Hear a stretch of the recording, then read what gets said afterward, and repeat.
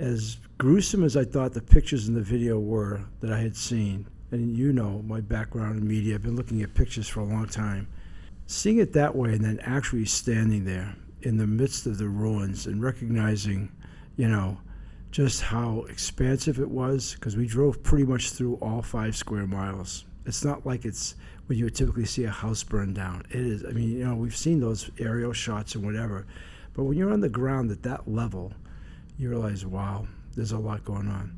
That said, to be positive, I was inspired by the Coast Guard.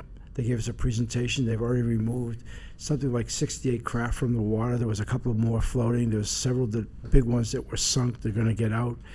They already removed 5,000 gallons of petroleum from the harbor itself. Marine life has come back. It's looked good. The banyan tree had lots of green on it.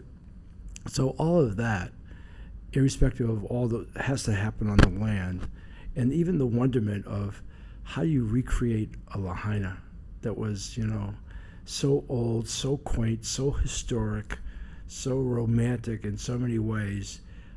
What is that ultimately going to look like? I don't know if anybody's got their head around it, but so it was that kind of a meeting. It was so bittersweet, really sad on the one hand, but good on the other, in that everybody's looking for that starting point, that feeling of resiliency, that sense of hope, sense that, we're going to get through this, but we're in the very early stages of that. And I don't want to be Pollyannish, and I don't want to be naive. A lot of people suffered greatly and continue to suffer as a result of the anguish of having lost everything, not the least of which is losing loved ones.